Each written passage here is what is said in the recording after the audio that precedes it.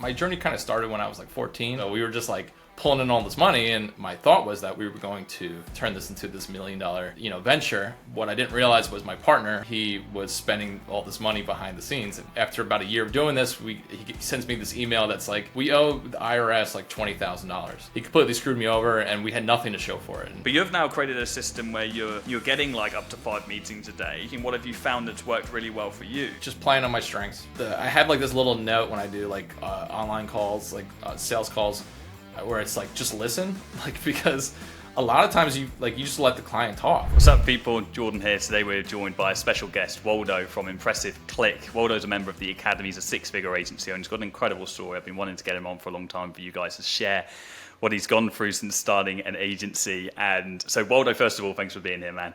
Second of all, it would be great if we can build a little bit of context. If you could introduce yourself to the guys and maybe bring us up to date and what brought you to the point of starting an agency in the first place. Okay, quickly, before we get into this video, I've got an announcement to make. If you're making more than $10,000 a month in your agency right now, or you're around that level and you want to get to 100K a month in the fastest and most logical way possible, regardless of your niche, your product, or your service, this applies to you. I'm hosting a live virtual event on Wednesday the 22nd of May and Thursday the 23rd. This is genuinely live and not some recording built to trick you. We'll be able to interact and go through this live with you. It's a one-time event. There are no replays whatsoever, so you need to sign up and show up if you want to be able to install the data-driven scaling system that I've used to scale my agency, Affluent.co, to multi-seven figures. This is information I have never revealed online before. I told it to a select group of people who have already scaled their agencies to multi-seven figures, and I'm gonna go through that on the workshop. Now, if you're watching this right now, you're at or around 10K a month, click the link around here, maybe in the description, maybe in the comments, sign up and show up to action this information and get ahead of your competitors. Sign up predictable clients, retain those clients, remove yourself from the day-to-day operations and run a business like a real business owner, not some high-paid employee stuck in the weeds. And if you're watching this and the event is already over, then you missed out this time, but make sure you follow me on social media so you get notified if we run events like this in the future. But right now, we've got nothing in the calendar. So yeah, if you're watching it in time, awesome, congratulations. If you're below 10K, I'm sorry, this doesn't apply to you right now. For the rest of you, enjoy this video. Yeah, first off, I appreciate you having me. It's been really great kind of being a part of your academy and kind of learning from a lot of experts and stuff, and I've been really inspired by being a part of that. But my story actually starts a very long time ago. I've been an entrepreneur my entire life, and I started my agency right out of high school, 2008. So I've been doing it for 15 years, and it's been basically on autopilot for a very long time. And it wasn't until maybe this past year that I've realized that there's so much more potential to grow, and that's kind of when I discovered you, Jordan. And it's been a very rocky road, which we can talk about, but we're finally starting to take the agency model seriously, and in the past 6 months we've seen a lot of growth, and we're really excited about that. Yeah, it's fascinating, man. You said to me just a moment ago, so it took you about 12 years to gain any traction, and then you joined the program, and things have been different since then. But kind of outside, we can explore what happened after that point. But 12 years is an incredibly long time to be doing this and not hitting the goals that you want to be hitting. So like, how did you keep going for that long? And like, were you coasting around a couple of grand a month? Like, were you just maintaining like a salary? What did that look like? Yeah, so it's kind of difficult to describe, but I actually, my journey kind of started when I was like 14. I basically taught myself how to program when I was 9 years old. I like back before there was YouTube or even online tutorials. Like, you had to like kind of like buy like these textbooks that were like these massive textbooks, and that's kind of like for my birthday and Christmas, that was like all I asked my parents for. Was like, I just really wanted to learn how to like make websites, and actually I really got started wanting to make video games first, and so I taught myself how to do all this stuff kind of at an early age, and realized, oh, I can actually make money doing this. And so when I turned 14, I was like actually doing freelance work, accepting money through PayPal. I didn't think like I was even like old enough to do this kind of thing, and but I realized people are willing to pay a lot of money for these things, and so I actually started my first agency when I was 16, and I had a partner, and so I always kind of consider myself very introverted, which when I tell people that, sometimes they're surprised, but I think my extroversion is sort of a skill I've developed, but I was always been the kind of person that wanted to be behind the computer, not doing any sales or marketing or anything like that. So I actually had a partner who he was in charge of kind of finding the deals and landing on these things. And then I was kind of like behind the scenes building all these things and building all these systems. And so we had a business where we would buy these really old websites that had a lot of traffic, or back then in SEO terms, it was like really good page rank. And so we would find all these like really ranked well websites and domains, and we would buy them for really cheap, and then we would put a whole new design on there, build a whole new website, put ads and stuff like that, and we'd turn these around, and we'd either sell them on eBay, or we realized we can get a lot of traffic on, and the CPMs were well, so we would make a lot of money on like Google AdSense. And so we basically started building this network of websites that were generating income. And I was in high school, I didn't have any bills to pay, I was living with my parents, and so we were just like pulling in all this money, and at the time, it really wasn't a whole lot, but it was like a couple $1,000s a month, and I was like, we should just keep reinvesting this. And so we were just keep putting the money back into the business and buying this thing. And my thought was that we were going to turn this into this $1 million venture. What I didn't realize was my partner, who was a similar age to me but lived in a different state, he was spending all this money behind the scenes because he was managing the money. His mom was an accountant and all this stuff like that. And I after about a year of doing this, he sends me this email that's like, we owe the IRS like $20,000. And I was like, wait, what do you mean? And like, well, let's use the money that's in the account. He's like, well, I spent it all. And so it was really kind of hard hearing that, and he completely screwed me over, and we had nothing to show for it. And so we had to sell all our assets to pay this IRS tax bill. And so going into like my 17th birthday, I was like, it had really ruined this kind of this part of the industry for me, and also ruined partnerships for me. And so that's kind of why I was like, I wanted something a little bit safer, something that I can control. And that got me into starting my first web design agency, which is now Impressive Click. Started that out of high school, and I thought I should really kind of go after a local market. And so being very introverted, I remember my first struggle was getting my first client, as is for most agencies. And I had this person that I knew that they went to this like green market or something, and they came back and they said, I just spoke to someone that needs a website. Here's their number. You need to call them. And I remember that was probably the hardest phone call I've ever made in my life, because I like paced around the house for about an hour and a half before I was able to really dial the phone. And here was somebody that like was basically committed to like being a client of mine, who I've never met, but I was like, I knew in my mind, all I had to do was call this person, but it was like the hardest phone call I ever had to make.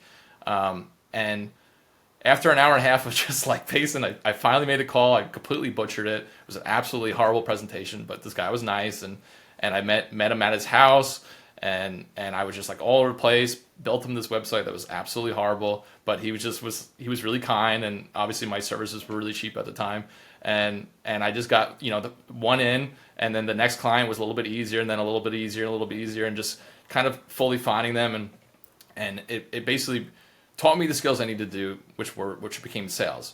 And so sort of fast forward a year later, I became friends with somebody who I had met through high school that I did an internship, and she was an owner of a marketing agency. And she's like, we don't have this web person. Is this something that you do? And I said, yeah. And so she ended up giving me a try, and she had a couple projects in the pipeline, and I ended up doing them like 3 projects in like a week. And she was like, wow, this normally takes our other web agency months to do, and your quality work is so much better, and all this stuff. And she basically gave me her web account. And so for me, it was like this like light bulb in my head. I was like, oh, I don't have to do sales anymore. Like I can just she can just bring me this business, and so that became sort of my career for the next 5 years, was just kind of servicing her agency under this like white label services label. And what it did was it gave me predictable revenue for the first time ever, which allowed me to kind of go into this full time. I quit my job. I was able to get an apartment, like all these different things. And it was the first time I actually kind of felt safe as an entrepreneur, and being able to be like, all right, like I know where my next check's coming from, and I don't really have to like always worry about that.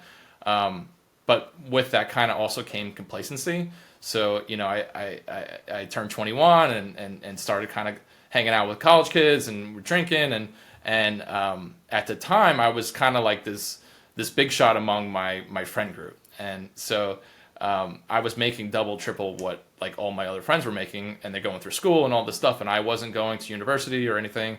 And so the complacency made it like my ambition kind of go away a little bit.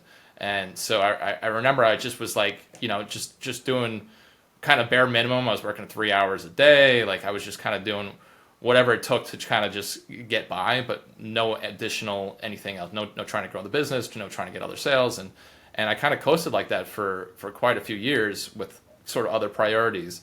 And it wasn't until I was about like 24, 25 years old that I realized like, maybe I should start taking this seriously. So I moved to New York City, where I'm from New York originally. So I actually moved to Manhattan, and I was like, I'm going to make it big here in Manhattan, but not really understanding the fundamentals of business. And so I thought just by going to Manhattan, I'd be able to just kind of make it big.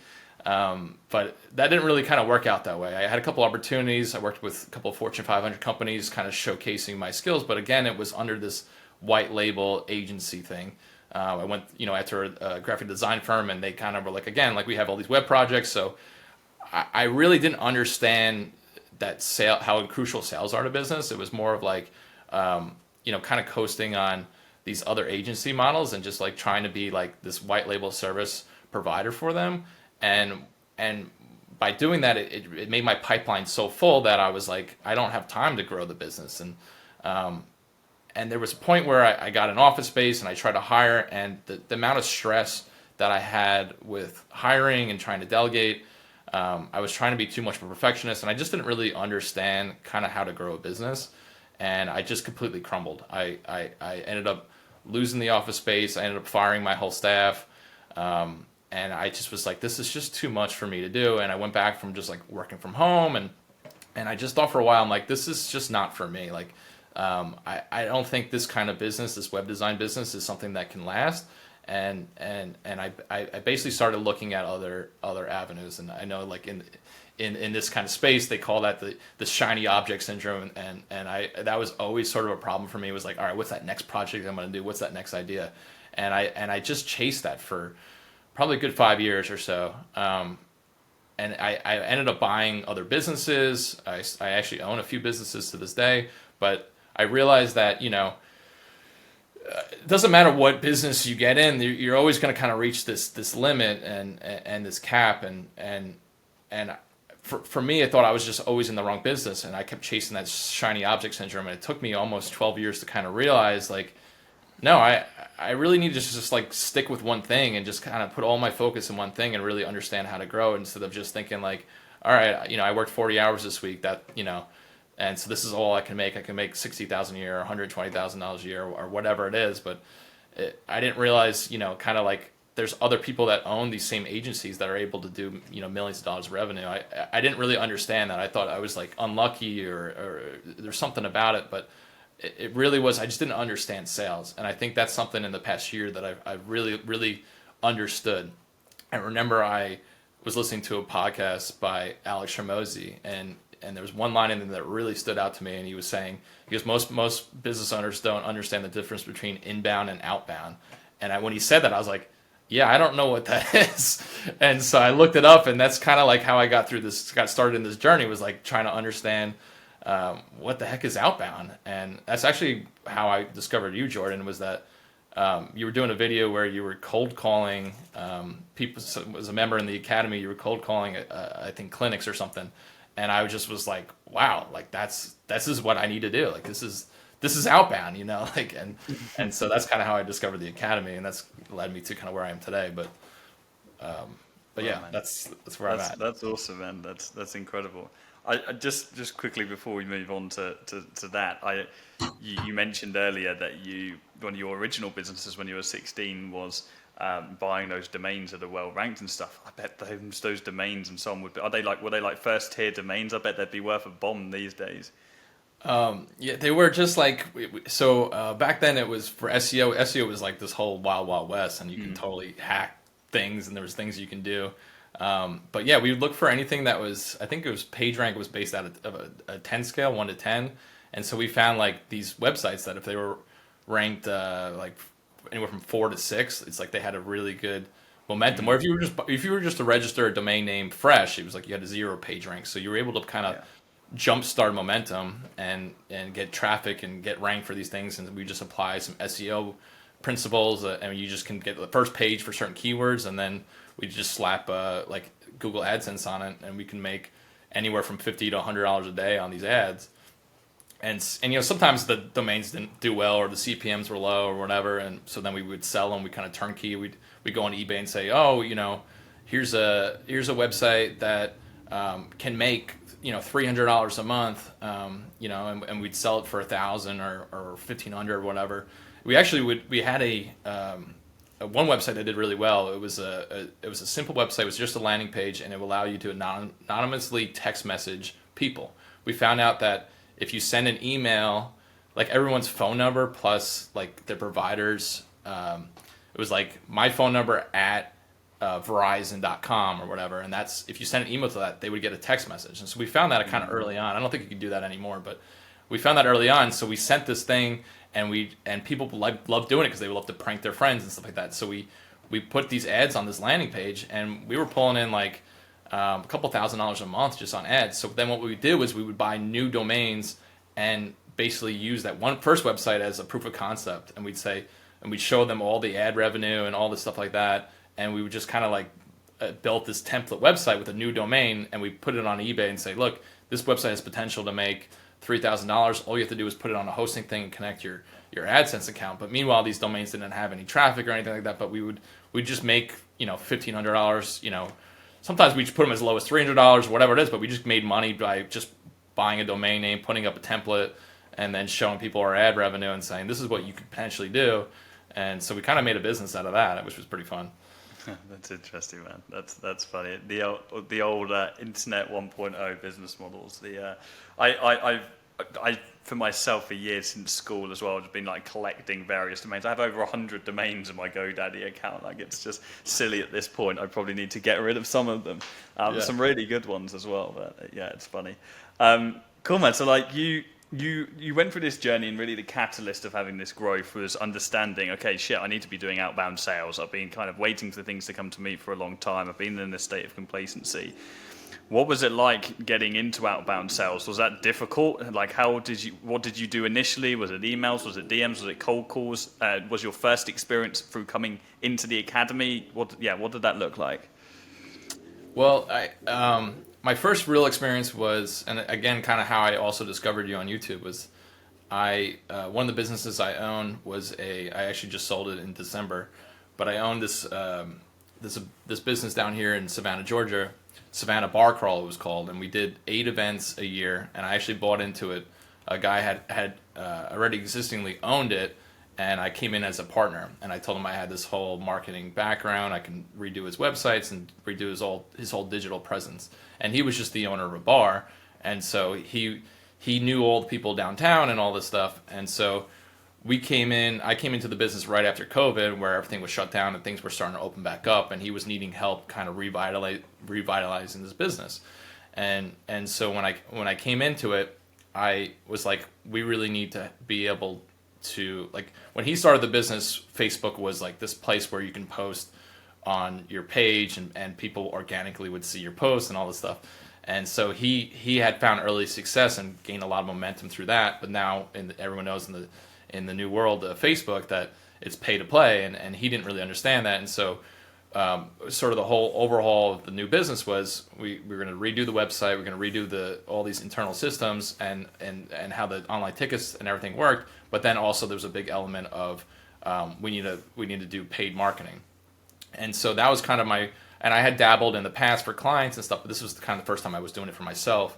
And so we were investing heavily in, I say investing heavily, it was heavily for me, but we were spending a few $1,000s a month on Facebook ads for our own business. And that was kind of where I started, where I was like, I actually don't really know a whole lot about this and how to be really efficient with this. And I didn't know about lead gen marketing through Facebook ads. I didn't know about conversion ads, and so anytime in any part of my career, because I never really went to school for any of this, I've been all self-taught. And so this was something like I was like, okay, I need to learn how to do this. And so I started going diving into the rabbit hole of YouTube, where I was like, how do I learn how to do these things? And so I started watching videos, and actually joined a couple other courses, and was rather disappointed because I've learned that a lot of these courses are outdated because the digital landscape changes so frequently, as I'm sure you know.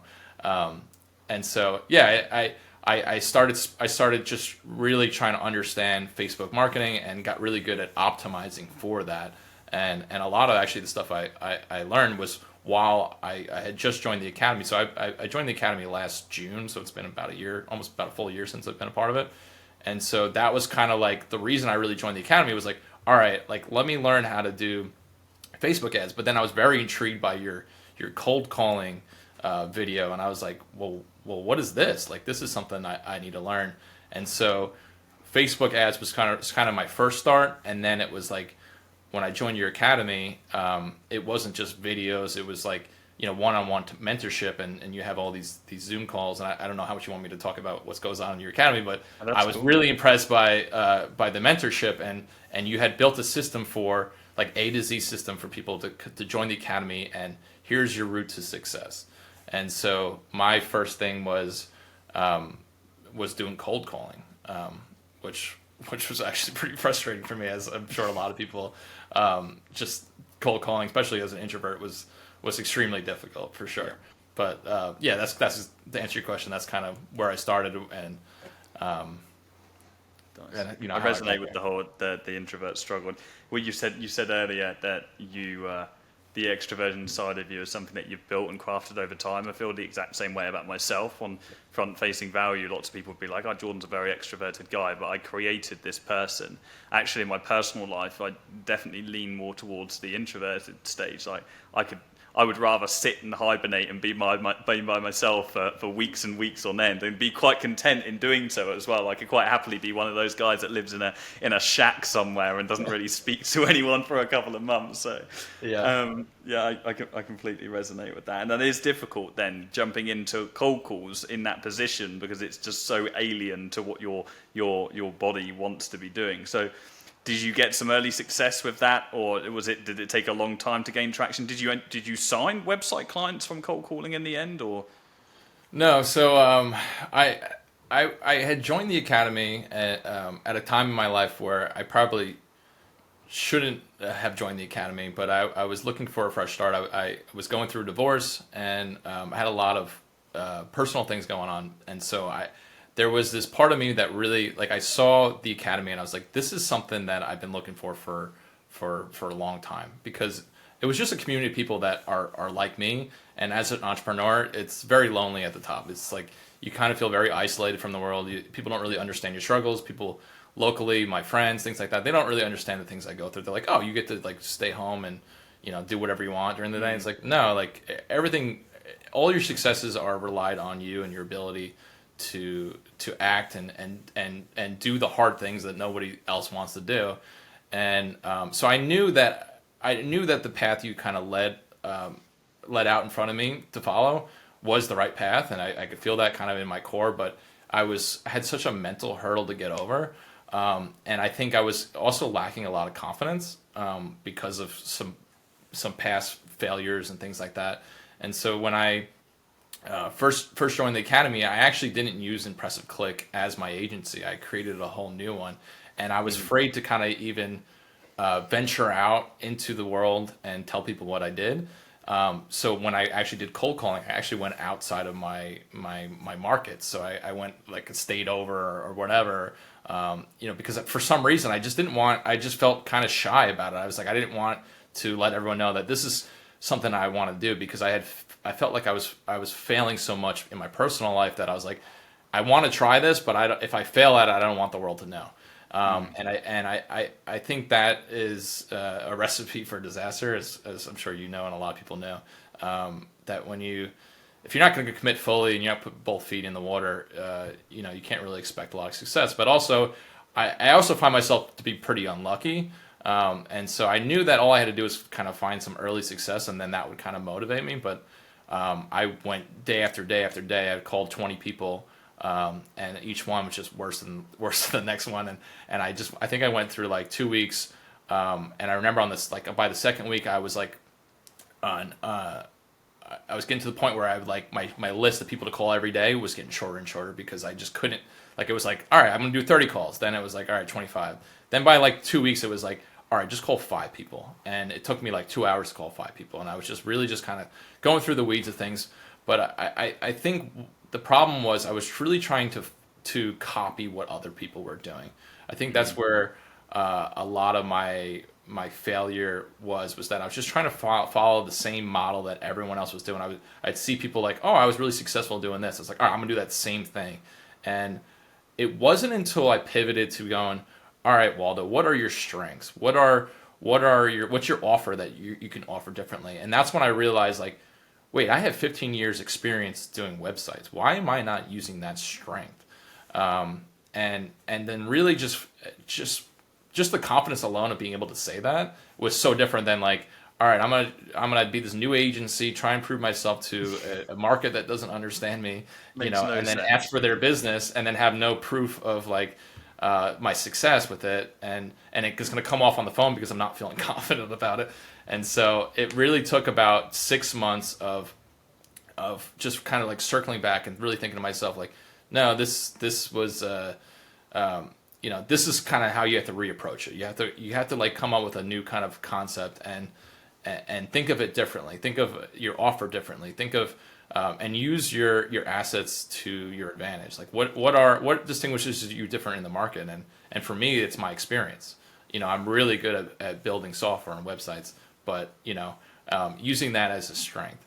And it was really what unlocked for me this year that I realized is that because so many people are in this agency space, trust is such a huge thing. And so when you're cold calling somebody or doing any outbound, people don't know who you are, and they're going to be really reluctant to give you their business. And so I wanted to play on a strength that I had, which was website design, because I have this huge portfolio. I have testimonials. I work with some really big clients like Colgate and like 4 or 5 other 500 Fortune 500 companies. And so I was able to kind of show like, hey, look, I'm trustworthy. And I would start small instead of being like, let's sign a contract for $2,000 a month to run your ads. It was like, let's just start with showing you some things I can do to help your website, and kind of just finding those early successes where I can say, I can prove to the client that I'm very knowledgeable.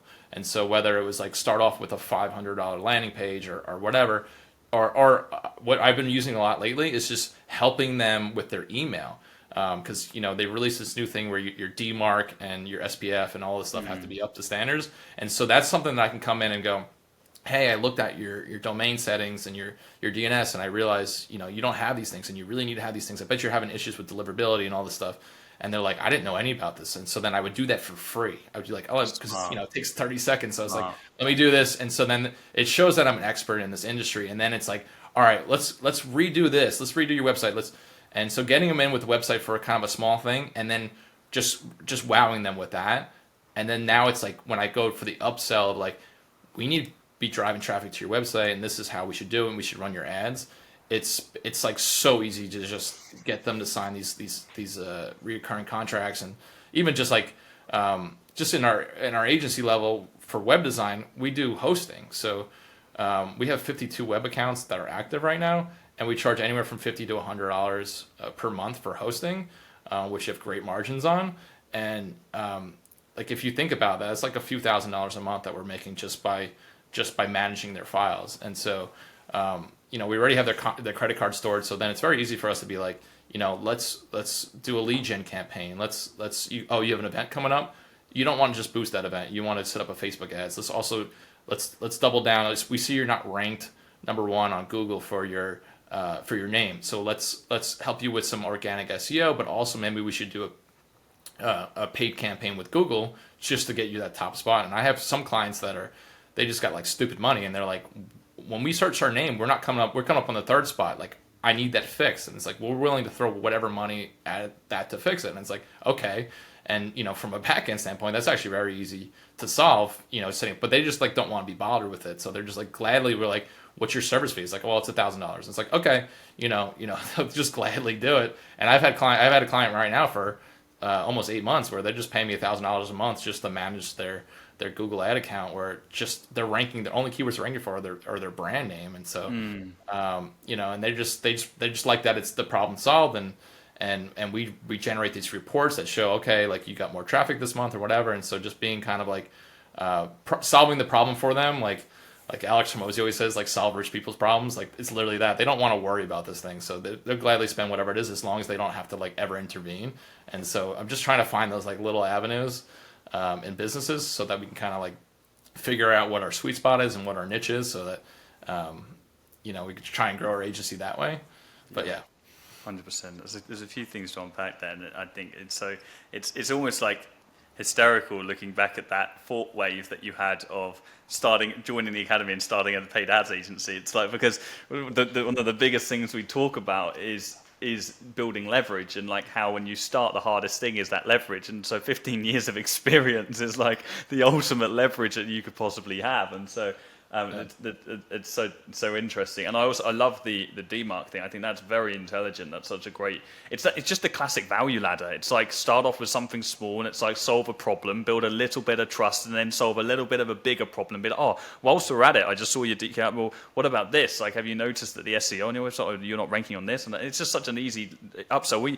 It used to be the case with ads that, I mean, certainly when I first started, it was very easy to offer someone the free setup of a pixel, because no one had a pixel on their website. So they didn't even know what a pixel was. You kind of mentioned like Facebook ads, and it was like this buzzword. And so setting up the pixel was that very easy in if you wanted to go into a local business and be like, oh, I noticed you haven't got a pixel. I'm like, what's a pixel? I'm like, oh, let me set it up for you, do it for free. And then it's just a very easy, oh, let's just try an engagement campaign. You get some likes on their page, and then back then likes are like, everyone loves a like, and then you do a giveaway and so on. And it's just this, it's a really nice progression. So I love that. And it sounds like you have a very good strategy for just like providing those holistic services to the clients, because that's ultimately like, it's funny because just before this call I was recording a video on this for some internal training, that the ultimate position as an agency and how you really get to those top positions in a marketplace and you dominate is through having an offer that truly keeps your fingers in all the pies inside of the business, and therefore they can't replace you easily. They're not replacing a web agency, they're replacing an agency that also does their ads and maybe their email and their SEO, and they come to you as an extension of their company, which I think is the ultimate goal of any great agency, is to be an extension of their client's business and to show them that on a granular level we have a very not just that we have the knowledge to have a good understanding of their business, but we actually care about them and their business on a level that we will address these issues to them. So I love that. So how does that look from a service fulfillment standpoint? Because obviously that's you've got a lot of avenues kind of going down. Are you fulfilling services? Do you have a team now? Like, I presume you've got someone like a team. What's the situation there? Yeah. So this year, I would mention earlier that I was in another business in December, and I realized I needed to kind of focus down on one thing. There's too many shiny objects. So I even though it was a pretty good cash flowing business, I exited out of the bar crawl business, and my partner bought me out, and I actually got a fairly decent payday for it. And so nice. I wanted to take that money and use it as an advantage. That's been kind of the theme of today. But I was like, all right, here's some money that I can invest in something. And so I was looking at other businesses, and I realized, okay, what's probably the thing I can grow the fastest? And so I was looking at like brick and mortar locations and different things. And I was like, honestly, the agency model, like I know it. I have all this experience with it. I know that if I throw a little gasoline on this thing, that I can accelerate. But I also looked at my local market. And so I've been in Savannah, Georgia for about 8 years now, but I've gotten no clients here because my web agency has been on autopilot. I started my business down in Florida, and I moved up to New York City for a little bit. And so I had clients kind of trickling in from there. But Savannah, Georgia was this like new market. And I was like, so I started looking at the competition here, and I realized, wow, like I can easily outcompete these companies, because there really wasn't any web companies here. It was web as an additional service. So it was like a public relations firm that offered web design. So I looked at it from a local level and I go, oh, I can really beat this market. And just like through simple SEO tactics and different things, but also I saw like the 30 companies that were here, that there's an opportunity for me to, and thinking like 80/20, like most of my business has come over the years through white labeling my services to other marketing companies. So I said, not only can I probably outcompete these companies, but I can join forces with them, so I can help service their existing clients. So I can kind of jump on their train and really accelerate their businesses as well. And so I kind of looked at that and said, okay, this is something that I really want to do, and I wanted to also put some systems in place. And so I realized my job for the next 12 months is going to be just sales, and so I don't want to do any fulfillment. And so the scary thing about that, and I think the position a lot of other agencies when they first start off, is that they're doing both. And so I had just took this exit with this other business, and without having any money coming in, I was like, I need to just hire for the positions that I need.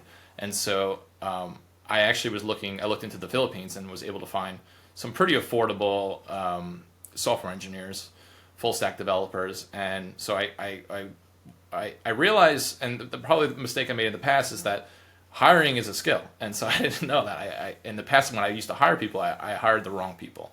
And I hired people that I hired and kept them for too long. And I realized that you got to hire slow, fire quickly. That was something that I learned over the years. But so this year, I really spent a lot of time. I spent like over a month like looking at applications and really verifying and validating. And so my first hire was a full stack developer, and I told him, like, your job is to replace me in this company. And I hired him full time, and that was something that one of your Q&As that you told me I was looking at. I was like, maybe I should hire him part time, this and that. And it was just conveniently on one of the Q&As that week that I was looking at that, and you said you should definitely hire someone full time, because then they're fully committed on your business. And I remember looking at his salary and going, I don't know if I can make this work. But then I was like looking, I'm like, all right, well, I have this money to spend. I just took this exit. If I lose it all, that's really going to suck. But I'm going to bet on myself, and I'm going to bet on my agency and this business model. And so I need to spend this money. And so the benefit of that is that it really lights a fire up your ass. And so I realized, okay, let's do it. Let's fully commit to it. I hired him full time. And then I was like, now my job is to do what I just said, sales. And so I started just doing whatever I can, cold calling. I was doing a lot of paid ads. I was doing LinkedIn outreach. I was doing all these different things, email marketing, all these ways. And I was like trying to get all these trying to just get meetings set up in any way that I can. And it took like maybe 2 months of like spending all this money on outreach to realize that, why am I not going after my local market? And so I started joining some local events, and that's where I've really seen a lot of momentum. And I don't know why it wasn't obvious to me in the beginning, but I think a lot of other agencies, owners should really start in their local market, because the trust factor is so much easier when people can see your face. And so you go to an event and you just introduce yourself, and it's amazing how quickly people want to help you in your own local community. And I think that was the momentum I needed to then go after, like, find out what our secret sauce is, find out what the other companies are offering, and then you got to find your offer. You got to find a way to stand out from the crowd. But you don't really know that in the beginning, because you don't know what these other companies are offering. So kind of like really listening to what they're doing, and so we joined our local chamber. We started going to all these events, and all of a sudden, just business just started pouring in. Like right now, I remember like 2 months ago, I was like, my only goal was to like put meetings on my calendar, and I was like striking out. People weren't showing up. Like it was like begging people to like just meet with me. Let me just show you what I got. I was like, I just couldn't get anyone. To now where I'm like, you look at my calendar, I have like 5 or 6 appointments like every day, and it's like, and I'm getting overwhelmed by it. But I'm glad that like 2 months ago I put the team in place, because I think in the past, and probably this is a problem that a lot of other agencies feel, is that when you start getting, when business starts coming in, you stop the outreach, you stop the sales, you stop everything, because you're starting to feel overwhelmed, and you worry about fulfillment. And I just keep telling myself, like, your job this year is sales. Your job is not fulfillment. And so as I'm like, we're starting to get busy, like this morning, I posted a job ad for a graphic designer, because I realized a lot of like my day-to-day lately has been just filling in the holes, because we were using a freelancer for design, and it was like working for the business model, but there was a gap between what they were delivering and what the client wanted, and so I was having to go into Photoshop and filling in these gaps, and I realized like no, you can't be spending all your time on day to day. You need to keep bringing, ride that momentum train and keep bringing in sales and business. So I posted a job this morning for more help, and so, and again, it's like it's funny because like I hired the first person I hired, I really couldn't afford him, but it lit a fire under my ass, and I was like, it got to the point where it's like you have opportunities where like, this is really hard, I don't want to do this, like I really don't want to make that call, I really don't want to do this thing, and when money's coming in and like you have like you're making profit and stuff like that, it's really hard to motivate you to do those really hard things that you need to do. You keep putting them off. Oh, I'll do it tomorrow. I'll do it next week. I'll do it after I finish the project or whatever. But when you're spending $3,000 or $4,000 more than's coming in, there's no excuse. I'm like I have to make that call now. I have to go to that event tonight. I have to do that public speaking thing. I have to do all these things that you don't want to do. You have to do in those moments, and so that really lit a fire under my ass. And so now like. That was 2 months ago, where more money was going out than was coming in, and now this month we like had all this extra money come in, but then if we hire this new person, we're gonna be back in that position. And part of me is like we finally have a month where we can breathe. Like, do I really want to like hire somebody, or should I just keep doing it myself? But the answer always is no. Keep pushing yourself. And so like I can't be complacent because that's where I failed in the past. And truly, my goal and my ambition is to be a $1 million agency owner or a $1 million entrepreneur or whatever that looks like. And so if I can't be complacent making six figures, a year, I want to be at that next level, and you got to put that work in. And so knowing the only way to kind of get there is through sales, you're not going to make $1 million doing fulfillment. Like you're just not. So, you kind of have to grow your agency through sales and with the theory of constraints, you have to look at what the constraint is, and so any kind of small business, it's sales. Until you make that $1 million mark, the one job you should only have is sales. And so that took me 15 years to learn, but I've learned it this year, and I'm trying to apply it. So that's where I'm at. Nice, yeah. Well, at least you're here now. That's the being backed in the corner thing is such a massive one as well. That's like hiring that team member and having them full time when you're like shit, like I can't really afford to have them, or I can only just afford them, etc. Like.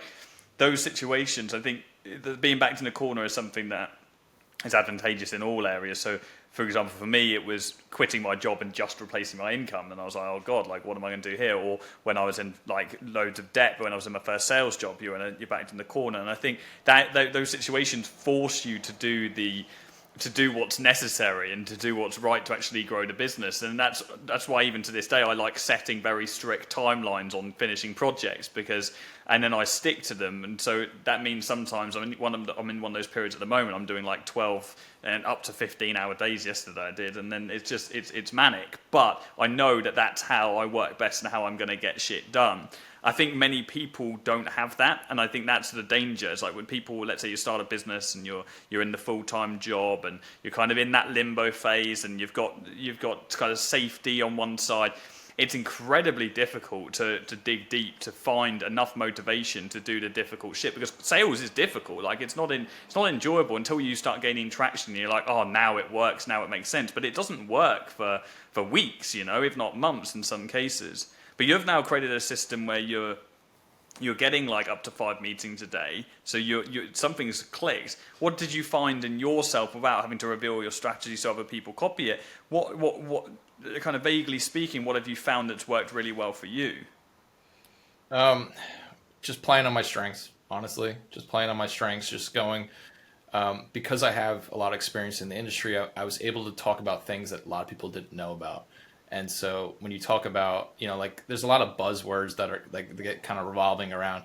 So when you approach like a dental office, for example, we have one local here in Savannah that we just started running their ads for. But when I spoke with him, he was like, well, what's different about you and the other 30 marketing companies that call me every day? And so I think there's a lot of like buzzwords that kind of go around, like SEO, and so I'm usually just very transparent about these things, and I talk to them as if I am like I understand their business. So like I really try and put myself in the shoes of the client, and talk to them as if like, all right, if this was my business, this is how I would do it. And like I just had a meeting last week with a client, and they're a little bit older, but they're like, we're not really sure what we need, and and and I was like, they were like, there was a brick and mortar location, and they were like, a lot of these other companies are saying we need to do an e-commerce shop, and I was like, no, I don't recommend that. I said they want your money, obviously, and so I was just very transparent, saying like, I don't think that's worth your time and investment, because they were like this little trinket shop. They didn't have really like products they sold. It was just like kind of like a thrift store or whatever. And I said, you're going to waste your time managing this database. You're not going to get a whole lot of local business coming here. And, like people that are local know your business, but they're not going to order from you online. The whole reason that your business model is successful is because people like they stop by your shop. They like to be in the store and physically hold these things. And there's nothing really special about your products where someone out of state is going to want to order something. So I said, you're just going to waste all your money and your time. And so I don't recommend that. And they were like really kind of taken back by that. They were like, wow, like this, like you were just kind of honest. Like I could have sold them for, a $15,000 e-commerce store, but I was like, no, I don't think that's wise for your business.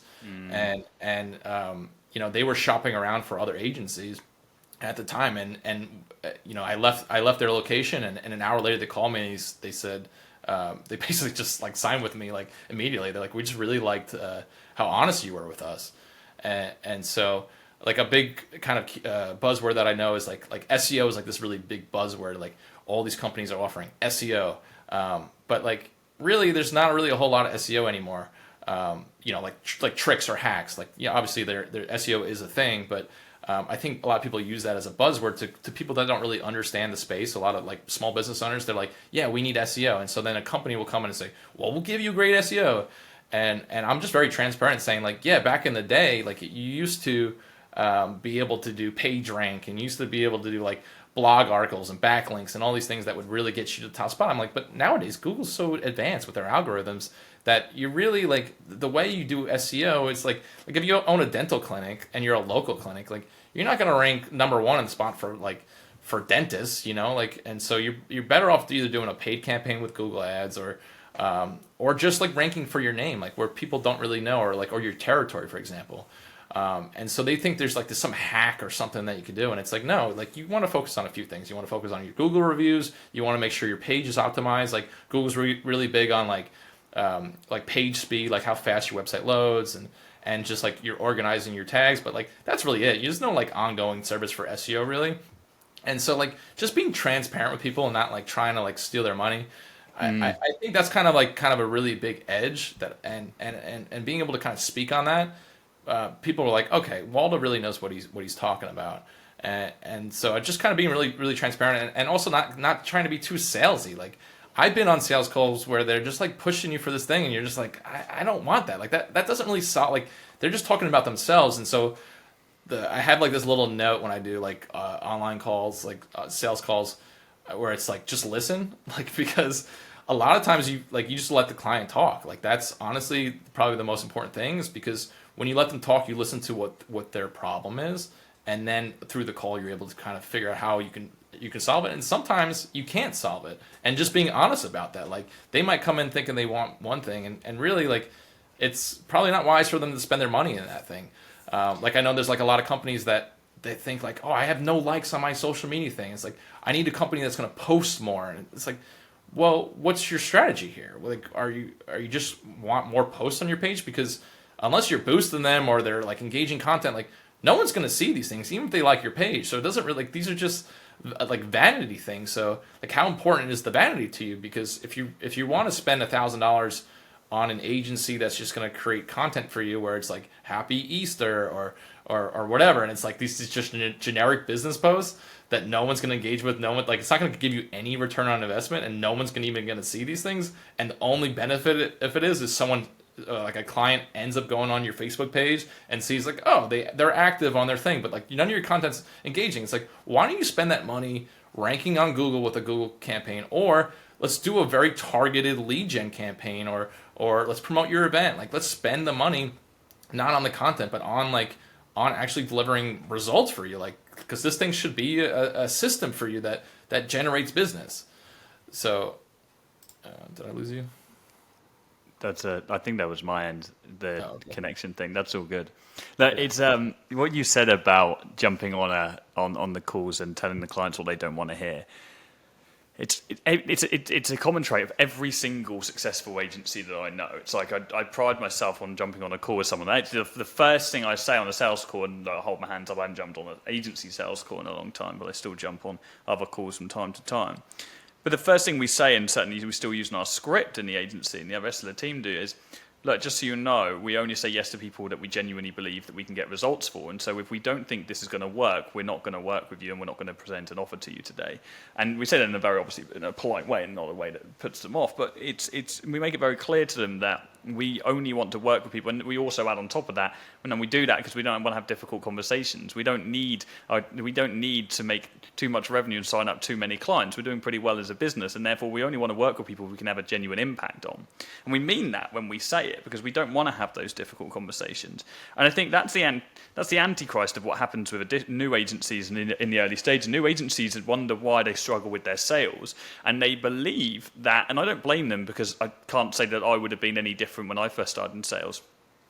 But new agency owners believe that, and they hear a lot from people like me, you need a lot of conviction, you need that full understanding, and that's something you get over time. You've got this very deep-rooted understanding of your industry, and therefore you can talk in an educated manner, and therefore people trust you instantly because you have the authority to say, yes, do this, no, don't do that.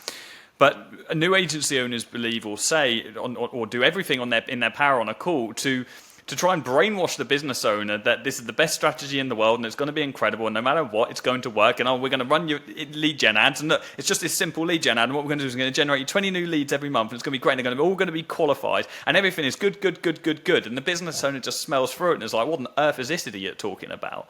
And so it's when we adopt, and I think lots of that's come full circle in a way, like you can only really do that when it's a shiny object service.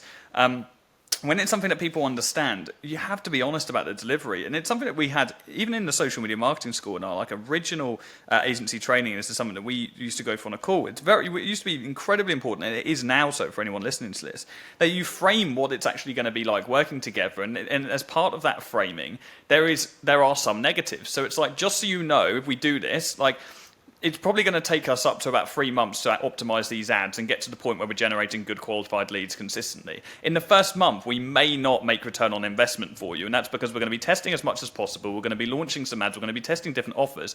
Month 2, I would anticipate we're going to get some good traction. We'd get you some return on investment there. We'll start to get some good leads in, but then I want your feedback so we can figure out, okay, what are the best leads, which are not. And then in month 3, we can hone in on that and we can optimize, and then we can really make sure we're doubling down on results.